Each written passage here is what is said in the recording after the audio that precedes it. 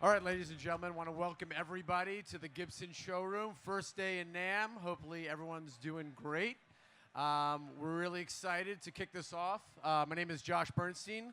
I'm from Loudwire.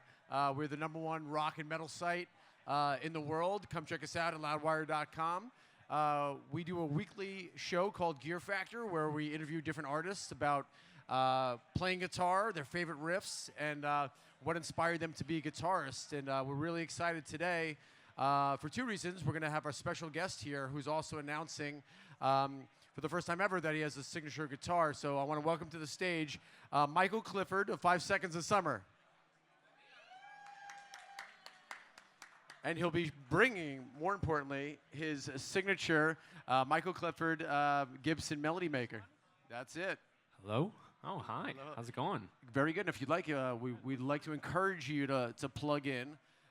We're going to be talking with both our mouths and our fingers. So Yes, please. You need a guitar as well. I don't want to show you up. I know, you actually would. That's actually not true. Well, first off, before we even get started, I just want to say congratulations. I heard you were recently engaged, and I want to welcome you to the club. Thanks, man. Are you as well? Wow. 7 years. Nice. 7 Wow, years. 7 years. I'll give you some guitar and marriage advice after we're done here. So, obviously, 5 Seconds of Summer, a world-conquering band, has a ton of success.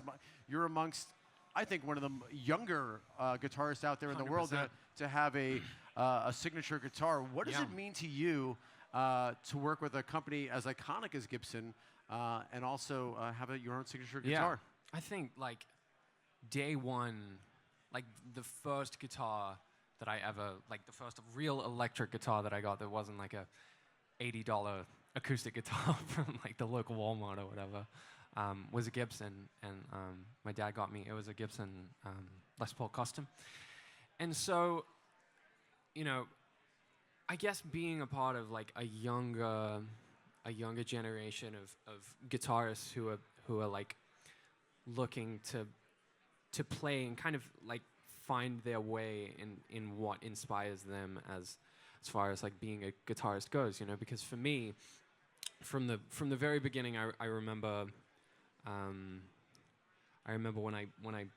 when I started getting into it, obviously, like when I was I feel like everyone, when they first start playing guitar, you look up to people, like, you know, literally like people on the wall here, you know, like you look up to Slash, you look up to like Jimmy Page, you look up to like, you know, even like Tom Morello and stuff. But like, it's like there were these like iconic guitarists, and I couldn't find anyone who was like in my, like, that felt close enough to me for me to be like, oh, one day maybe I'll be able to accomplish what you've done, you know, because these guitarists have been like, I mean, they were like, they were like absolute legends, and they'd be doing it for like 30 years. And so like, when I looked at a guitarist like Slash, I was like, okay, I'm never gonna be Slash. Like that's not a question. But you know, I think that the importance of doing this guitar, and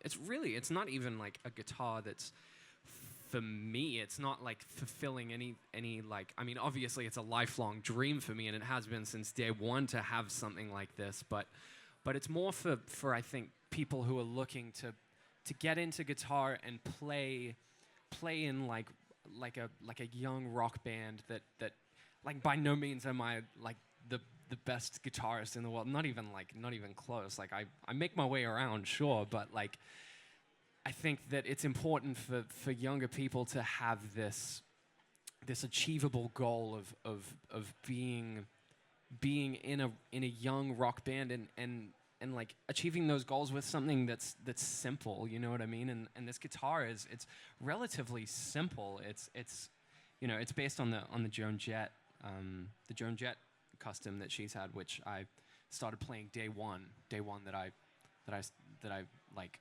went into the Gibson offices, and I was looking around, and they had like a bunch of like Les Pauls and like super expensive guitars laying around, and I walked over to the Joan Jett one that was black and white, and I walked over to it, and I was like, what's this one? And they were like, oh, it's a Joan Jett custom. It's like 10 years old. Like it's one that she made like a limited run of. And I was like, I'll take that one. And then since then, I basically have never played any other guitar.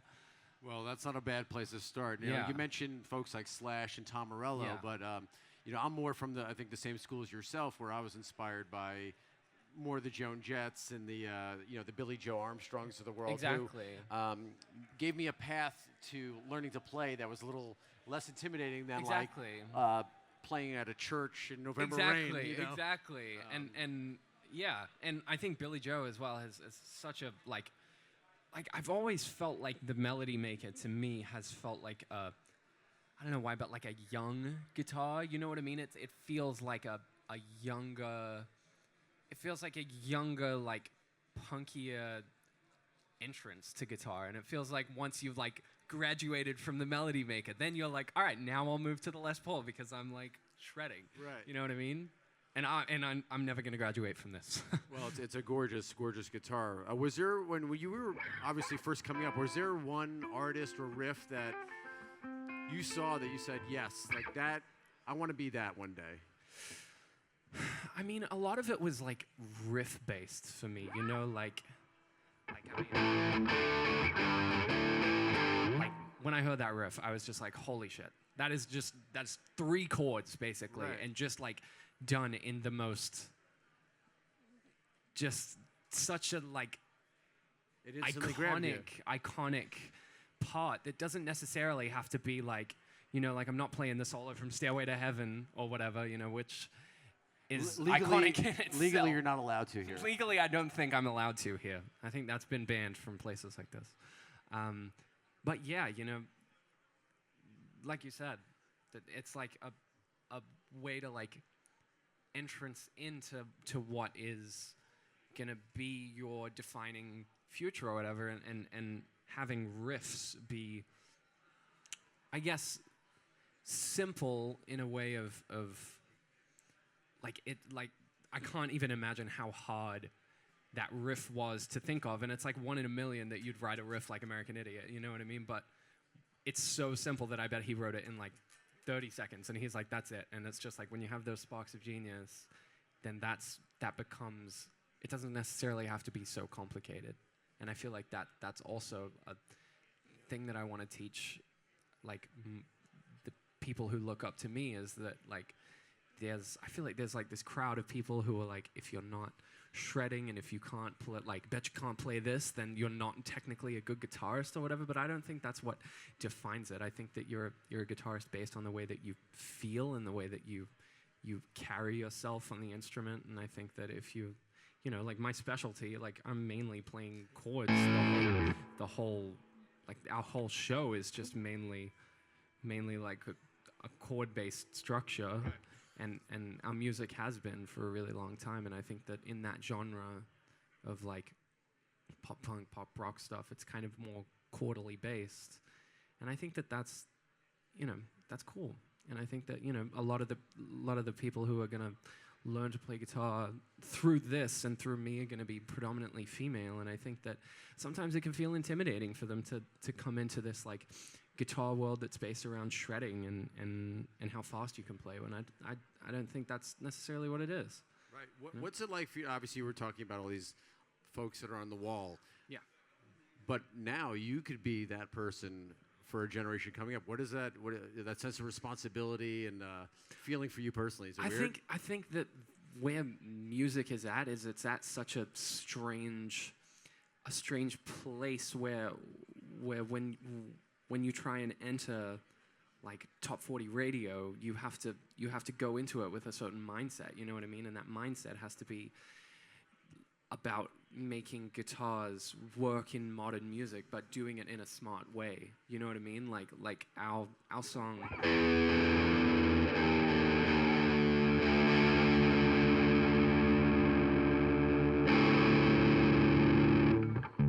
You wrote Iron Man? Can you believe it? Why is that not working? Why is that so out of tune?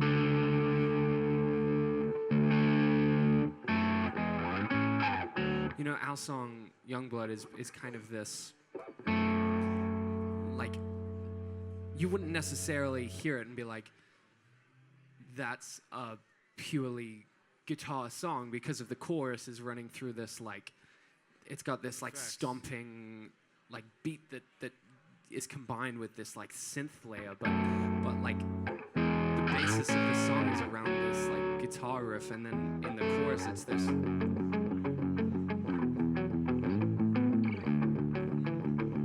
Which is like usually you wouldn't necessarily hear if you weren't actually paying attention for it. And I think that with these people on the wall here, it's like a lot of their music because I feel like it was just easier back in the day to just write a song on guitar and just release it, and all of a sudden it's massive. Where I think now you have to be super smart about how you release it, and I think that's going to be like the biggest difference in that. And I think people are going to look up there, and if ever I manage to get on any sort of wall in a place like this, it'd be like hint, hint, Gibson.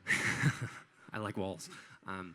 If I ever did, then it becomes a thing, and I think that there are going to be a lot of guitarists moving forwards where they have to like rethink their strategy of how they're gonna make it in a modern world and really like cut through top 40 radio, like bands like Maroon 5 and Imagine Dragons and stuff have been doing it really well. Our friends Lovely, the band, like you combine guitars in this like modern essence that kind of creates a kind of like you hear it and you hear that there are guitars in the music, but it's not necessarily like the thing that you hear most, because like unfortunately that's just not what works on radio anymore. And I think that like adapting to that and figuring out how it is going to be so important for people going forwards. And I think that our band has been like, I mean, I don't want to toot our own horn, but I think that we've been like a force in the way of how to do that. And I think we've been trying to do that since day one. It's been about making guitar music accessible in radio. Like even with our first single, our first single was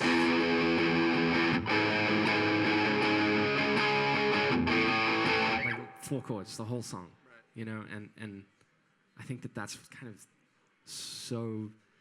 that's what separates us and especially me as a guitarist from other people here, is I'm just playing, like mainly playing chords, but I think that there's nothing wrong with that. No, not at all. I mean, ask the Ramones. There, Yeah, exactly. What is obviously you guys have put out a couple albums now. Yeah. Is there one riff sort of above all that you're personally most proud of that you wrote?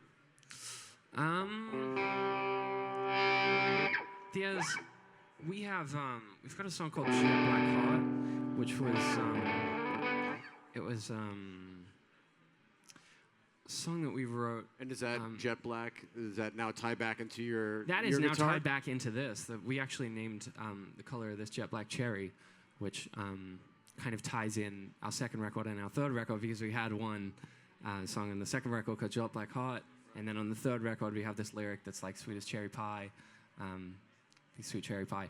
And so like it's kind of like a mix between the two. But anyway, we had this like my favorite chord progressions and like my chord shapes are just like fifth chords, like, and we use it like all the time in our music, and like all like it's probably the shape that we use most in our stuff. And I think that when we wrote Jet Black Heart, it was when we were when we actually started using it properly, and we add like the D there, so it's like this open, and it's just this simple thing that like drones around the whole chorus.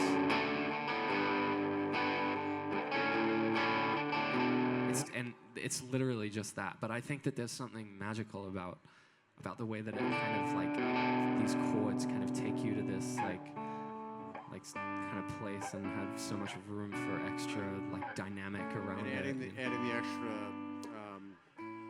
fingerings there, add another layer of exactly. feeling. Yeah, and that song I think really helped kind of take where we were going on the third record to this like place of like feeling, like you want to feel it, Yeah. Now, looking at the wall up here, we got some legends like Slash and Frampton, Yeah. and Morello, and you mentioned Billy Joe, obviously Angus Young. Like, was there any riffs from those guys or Tony Iommi where you're like, God damn, I wish I wrote that riff? Oh God, I mean, American Idiot. What are some other ones? I mean, I don't know how many of those riffs I'm allowed to play here. I feel like they're all banned. All the ones I want to play. You're allowed. God, I can't think. When I was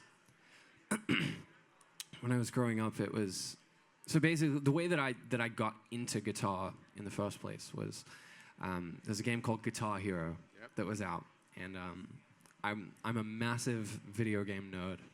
If anyone who knows me knows that, and so it became this thing of because I tried a couple of different instruments. Like I tried to play drums for a bit, and I tried keyboards. I mean, they made me play the flute in in school, but did not like that. And then when Guitar Hero came out, it kind of became this like mix of two things that I loved so much. It was like, oh, I can play video games, and I also love music. So let's give this a try. And then as I got further and further into that, I became like one of those kids who, I don't know if you know, but like there were like kids who would upload onto YouTube back in like 2005 or 6 or whatever, and they'd be like 10-year-old shreds at Sweet Child of Mine, Guitar Hero expert, like I was one of those guys. And, is that video online still? I deleted it actually a couple of years ago. We will find it. And then I after playing that, and I got so ridiculously good at Guitar Hero, and I was like, I can play Guitar Hero. It's pretty easy. It's like 5 buttons. I'm like, I'll just go play real guitar now, and I bet that it'll be super easy because I'm so good at Guitar Hero. First day I got the guitar, and I was like, I'm gonna learn how to do this. And I took a lesson, and whoever was teaching me was like, all right, so you're gonna play. Literally, he told me to play this, and I was like, I can't do it. I sat there for like an hour. I was like, and then I was like, I'm gonna quit. And the first day I started playing, I was like, I'm quitting. And I remember I was sitting on my floor, and I was trying to play it, and I was like, I quit. That's it. I put the guitar down. My dad was like, Michael, you can't just like quit. You've been playing for one day, and you're not even going to see this through. And so, he managed to help me somehow convince me to keep playing. And then I feel like you hit this, you kind of, when you've been playing for maybe like a year or like maybe like a year and a half, you have this moment where you like, it clicks. You know what I mean? And like, I know that people say that a lot, and I'm like, oh, that's bullshit. But there was this actual moment. I remember I was playing this song called "I Was Wrong" by Social Distortion. I don't know if you know that song, but I was playing it, and then at the end of the song, I was like, holy crap! I was like, I get it. I understand the shapes. I understand like the chords, and I understand like kind of the music theory of it, because like my guitar teacher went for like a year and a half. He didn't really teach me how to play. He just taught me how to, like he taught me about key signatures, and he taught me about like relative chords and whatever, and so at this time where I was just like forcing myself to play every single day on this like shitty little like pedal I had plugged into my computer that I went through this, Audacity. I had Audacity running through this like pedal board, and and then I was just like, oh crap, this is actually like something that I could do. And then after that, I was like, I think I was like 12 when I started playing, so I was like 14, and then I got into like a more younger music, because I mean, in Guitar Hero, a lot of the music is basically classic just like rock. It's all classic rock stuff, and that was like what I was obsessed with. And then it wasn't until I found like younger bands like Blink-182 and Green Day and stuff like that, where I was like, oh, there's a whole nother world of music that exists that's like this kind of different. Not your parents' generation. It's your exactly. Music. And then I was all of a sudden not listening to music that my dad liked. He was like, that sucks. That sounds like kids whining or whatever, But that was the music that I gravitated towards, and then I think that there's magic in the like feeling of it. And not to say that there's not classic rock, but it's just like two different beasts. Yeah. That's awesome. Well, at this point, I want to bring up another special guest. This is more the detailed part of our conversation. I'd like to bring up Jim from one of our top luthiers here at Gibson. Jim's going to give us all the sort of specs and what makes this unique Artist Series guitar so special. Oh, really? A year and a half or 2 years ago. Yeah, it was like 2 years ago. Yeah, 2 years ago. So we started this project, and we did probably 3 or 4 prototypes to arrive at the guitar as you see it now. So as Michael said, it started out as the Joan Jett model, and he had certain things that he was looking for, so it kind of evolved into this version now. We have the new pick guard, you know, so it just kind of has its own unique vibe. Burst Bucker 3 humbucker, and then, you know, it's a single pickup guitar, you know, with a great vintage voice, but, you know, a bit hotter, you know, because of that Burst Bucker. But we also added the coil split, so now, you know, Michael has more capability tonally, you know, for different tone shaping. And then also the kill switch. And the kill switch was something that was like, Yeah. that was it for me. I was like, I remember when we met, I was like, the first thing that I said to you, I was like, okay, just to make it clear, it has to have a kill switch. Right, no matter what. Yeah. So it was a great process, and we're very proud of it. It's a great guitar.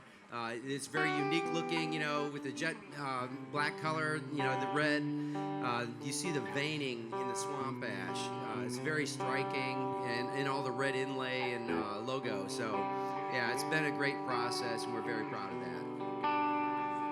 That's awesome. Thank you so much, Jim. And you know, this guitar, you know, just so your fans know, this is something that you personally play on stage, and they could play, and Every single night. every single night. And you know, the great thing is, as I think you mentioned earlier, which is so important to us as well, is that the biggest, most exciting audience going forward in this business is young women. Yeah. We want as many new players as possible to pick up that guitar and be inspired. And I want to thank you and your bands for doing that, you know, and giving these folks a chance. It's because so important. It's like it's so important. And one day, you know, those kids will say, "Ah, Dad, you were listening to 5 Seconds of Summer." Yeah, exactly. I can't wait for that day. I'll be You're so old. Put on my music. Yeah. And speaking of which, obviously you guys released new music recently, but you know, there will always be the questions of when you guys are going to be releasing new music after that. Any insights on that you can share? We actually just started working on our 4th record on Monday. Oh, wow. So it's like, it's happening. It's in the works, and it's happening right now. Great. So is that sort of a 2020 release possibly? Or? Who knows? We're looking at all possibilities. Could be this year, could be next. All right. Who knows? We'll stay tuned. And, you know, I just want to thank everybody here at Gibson for having us. Check us out on loudwire.com for all your gear reviews. Michael, congratulations. Thanks, man. This is so awesome. Thank you. We will see you soon. Yeah. Thank you. All right. Thanks, everybody. Cool.